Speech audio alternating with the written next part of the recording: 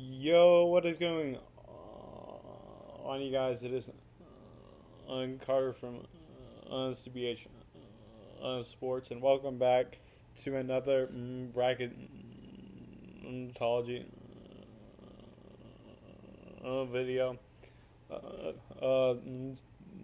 This Monday it starts the first week of until selection Sunday in the middle of March. We're gonna be making multiple bracketology projection uh,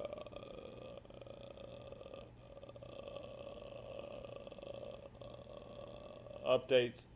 Uh, un- until then, we'll have two a week, like I've been doing.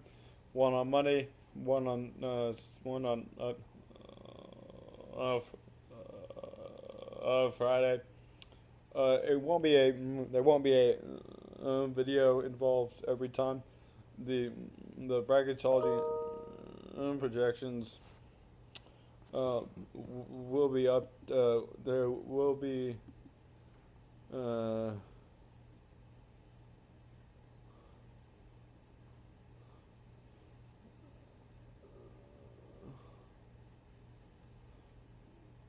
um, Sorry, guys.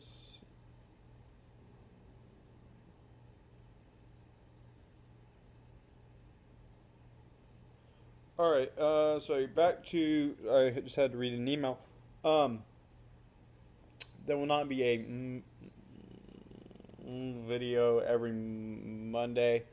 Won't be a video every um Friday, but I will make sure I will try to have a video that goes along with either one of Monday or Friday each week. This year we're doing the top eight seeds. Of course, in March Madness there are 16 seeds. There the 68 teams that make it, but and we used to only do the top four seed lines because I didn't have a lot of I have a lot more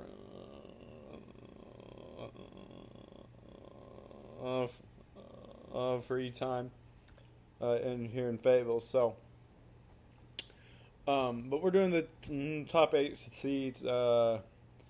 Let's start with the number one seed line, number one overall seed, one of three undefeated left in the nation, the Arizona Wildcats.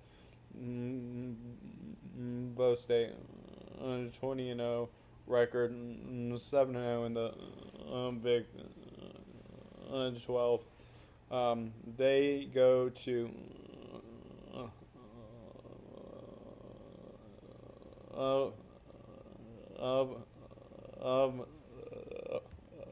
of BYU in what will be a phenomenal matchup tonight, and then they travel to Arizona State on Saturday. So their undefeated run could come to an end here. Koa Pete is one of the best freshmen in the nation at Ford. Number two, and I think many people think this is the number one team in the nation. The Michigan Wolverines, 18-1, 8-1 in conference play. They meet undefeated Nebraska on Tuesday night, and then they go to East Lansing to face rival Michigan State on um, um, um, um, Friday night. So a big week for the Wolverines. To me, if they go undefeated this week, there's an argument for them to be number one overall. Duke is also 18-1, and they're undefeated in the ACC. They host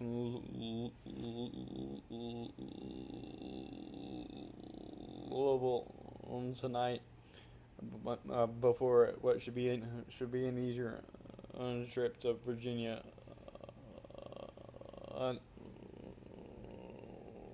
Tech um, on Saturday, and finalizing the one line UConn 19-1, 9-0 in the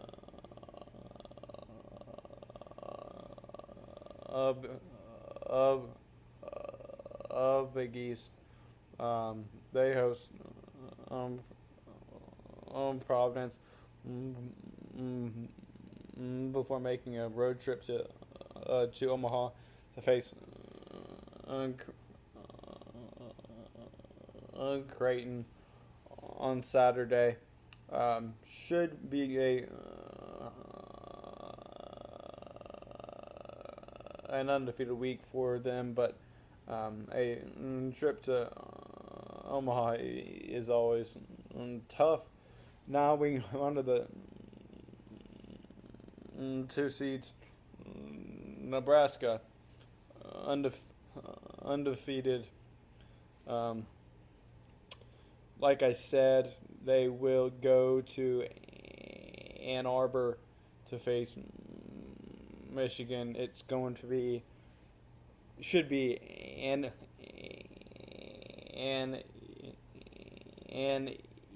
electric atmosphere. And then on Sunday, they host Illinois. This will be a crucial week at the top of the Big Ten, especially after Illinois went to Purdue on Saturday and beat the Boilermakers. But we'll get into that when we get to Illinois. Number 6, Iowa State. They're 18-2 and 5-2 in the Big 12. They have an easy week with Colorado and a trip to Manhattan to face Kansas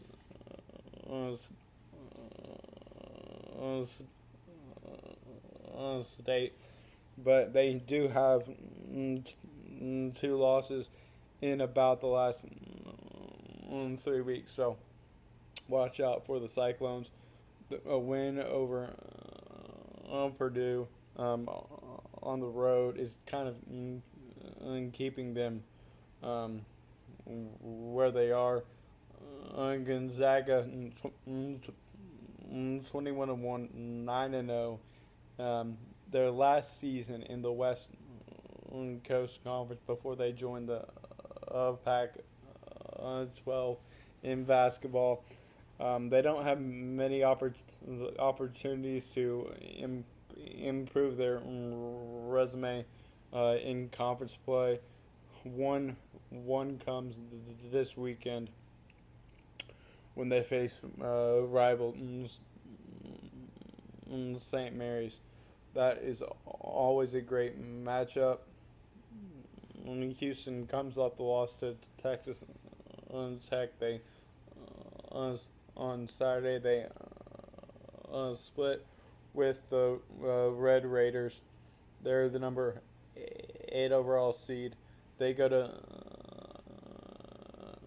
TCU on Wednesday and before hosting Cincinnati. Should be a 2-0 week for the Cougars. Lost to Illinois on Saturday. Dropped Purdue down to the 3 line. They were on the 2 line going into the weekend. Wins over Indiana and Maryland don't do much for them, but if they win both of those games and a team in front of them loses, they'll be right back on the 2 line. BYU, like I said, 17-2,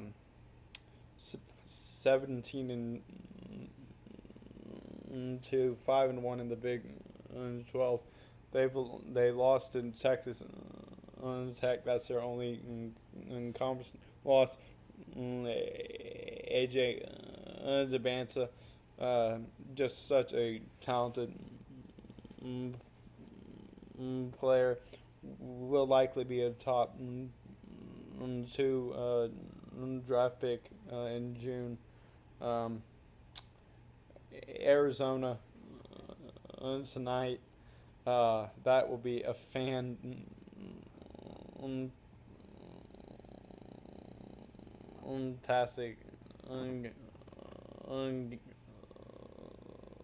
game. And then they make the trip to Lawrence to face a Kansas team that has maybe the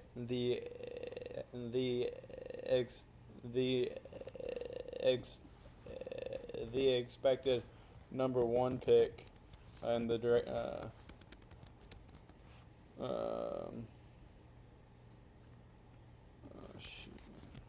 I'm forgetting his name, so I'm looking him up. Darren Peterson. So that in College Game Day is going to be in Lawrence on Saturday for that one. I, for one, cannot be more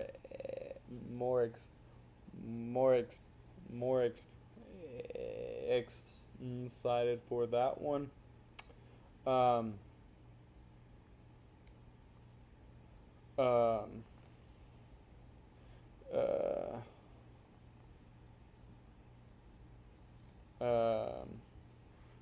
Illinois, like I said, Keaton Wagler, their freshman, had 46 in the win over Purdue on Saturday. They have a relatively easy midweek against Washington, but they go to Nebraska on Sunday. That should be the best Sunday game of the season up to this point. And I wouldn't be surprised. I'm previewing the games this weekend. I wouldn't be shocked if Nebraska goes 0-2 and loses their first 2 games of the season back to back. Texas Tech, they just beat Houston at home in Lubbock. They have a single game this week on the road in Orlando. They're 17-3, 8-1. They have wins over Duke, Houston, Duke and Houston, and if they're able to go on the road and to Orlando and beat UCF, just keep gaining traction. Those wins can. They have that loss to Arkansas. That's not gonna hurt them at all, because Arkansas is like a quad one loss. Um,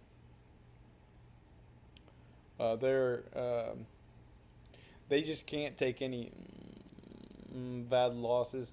But this Illinois, Texas, and Tech, I think those are two teams that are underrated at this juncture in the season. Um, and I forgot to mention that we've moved on to the of four line. Again, a win over UCF on Saturday, and a loss by a team on the three line would move them up to the three line, I would think. Forgot to mention Michigan State at number 11 on the three line. They have a single game this week. It is at home against Michigan. That will be a fantastic game. Tom Izzo versus Dusty May. Cannot wait for that one. I think if they win that game, you're looking at a Michigan State team that is locked up a top 4 or 5 seed at the very least. Now, continuing on the four line, team that's kind of fallen off just a bit. Vanderbilt took a 25-point loss in Fayetteville against Arkansas last week in the midweek, and then came back and went to Starkville and did the same to Mississippi State. They needed that. If they can get back on the board, they can get back with wins over Kentucky team, a team that's won 6 in a row, and then a trip to Ole Miss on Saturday. They'll move up to 19-3 and 6-3 in the league. That's they don't necessarily have a superstar on their roster, but Tyler Tanner at point guard is there for them. Number 15, Florida. They took a home loss to Auburn on Saturday.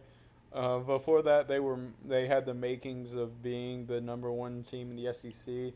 It's kind of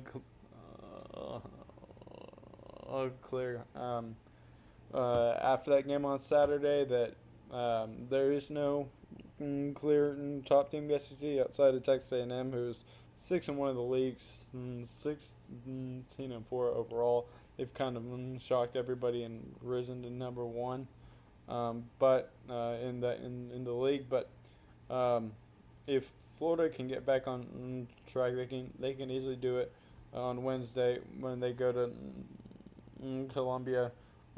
Go and beat South Carolina, but then a huge Sunday matchup against Alabama back in Gainesville. If you're able to go 2-0 this week, I think it puts you right back in you're a firm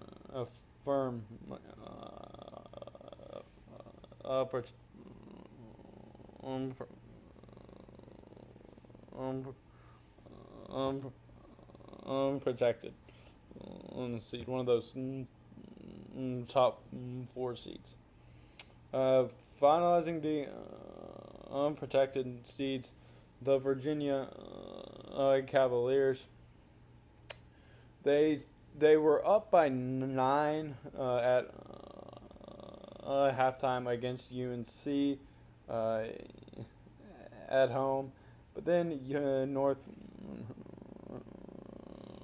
Carolina came back and won that game. Um, it's a fine loss. UNC's a quad one team that has some good wins. They're 5-2 in the ACC, 16-3 overall. They have probably the easiest road week of any team in the nation this week. They go to Notre Dame on Tuesday. They go to Boston College on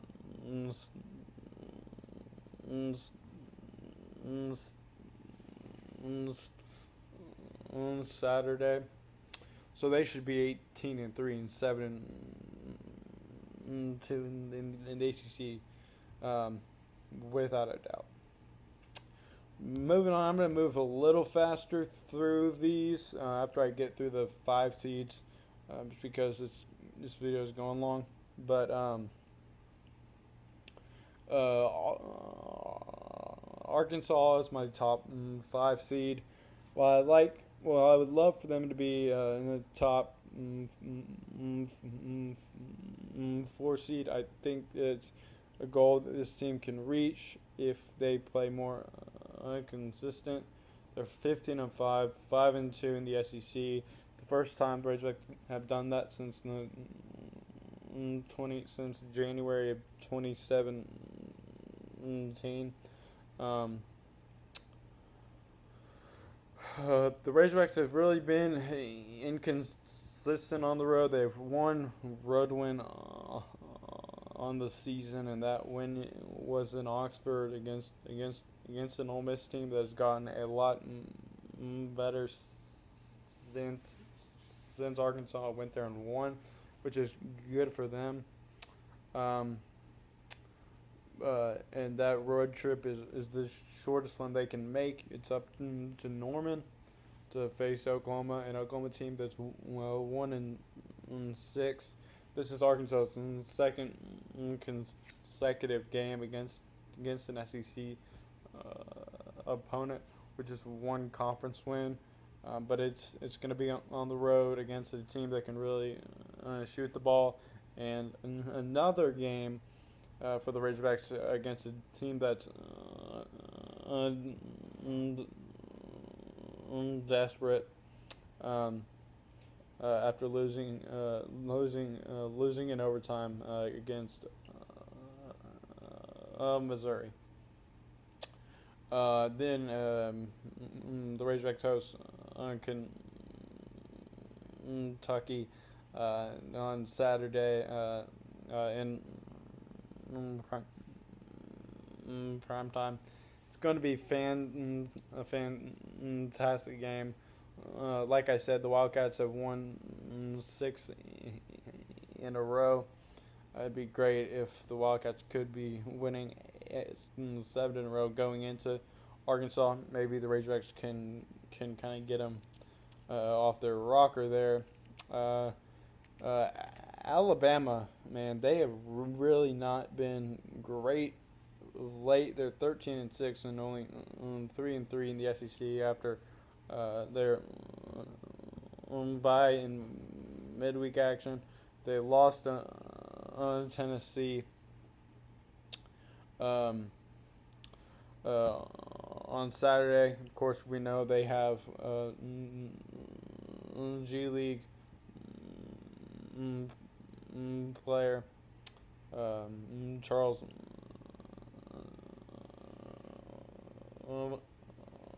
Bediako. No one likes that. Alabama's cheating. You cannot get a professional to come back. But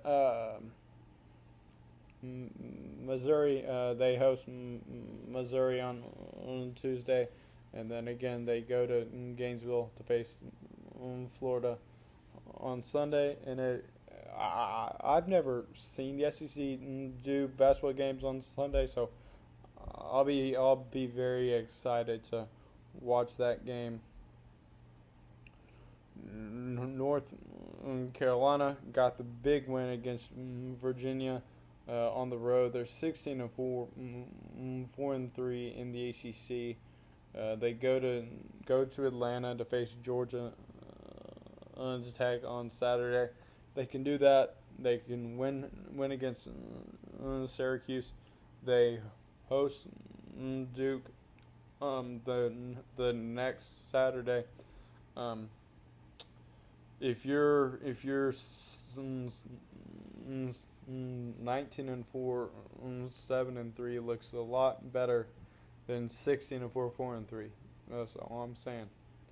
And then finally on the 5 line in Kansas, 15-5, 5-2, only below UNC because they lost to the Tar Heels. If they go and beat BYU on Saturday, it's their only game of the week, and UNC drops to Georgia Tech, they will be above the Tar Heels. The 6 line moving a little faster. St. John's, Villanova, Clemson, and Tennessee, who went to Tuscaloosa and won against Alabama. They have a big week. Georgia, they go to Georgia and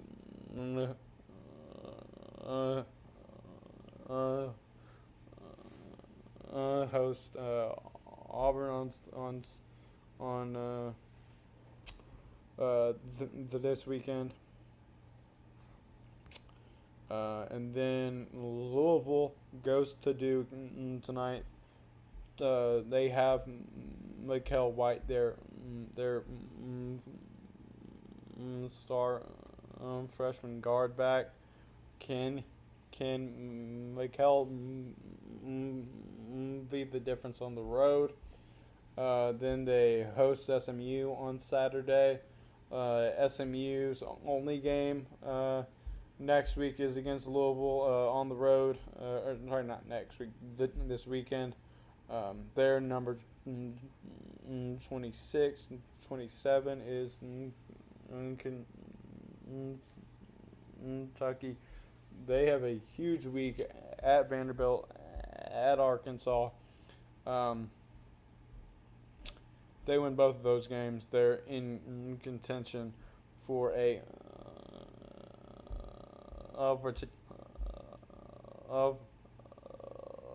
protected seed after being nowhere near it a month ago. The final 7th seed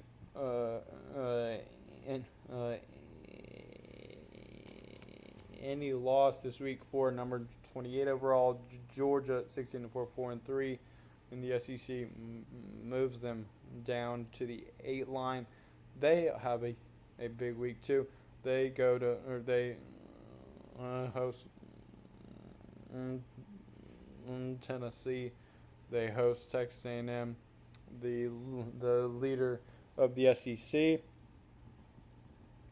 The 8 line finally, St. Louis, the top mid-major team in the nation. George Washington and Dayton this week, 19-1, 7-0 for St. Louis. Then Iowa, 14-5, 4-4, number 30 overall. They host Eric Musman's USC Trojans. They go to Oregon on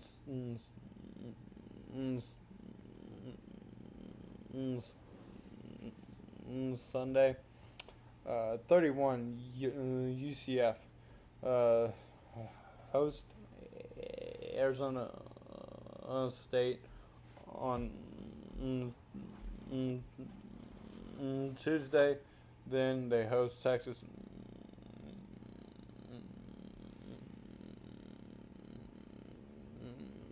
Tech on Saturday. A 2-0 week could get them in contention to move up here in Utah State.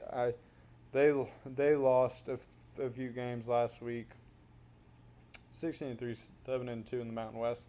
Kind of the next up category, Texas A&M, St. Mary's, a win for them over Gonzaga would move them up. Texas A&M, a win over Georgia. That's the only game this week on Saturday would move them up. Auburn wins over Texas and Tennessee on the road would move them up.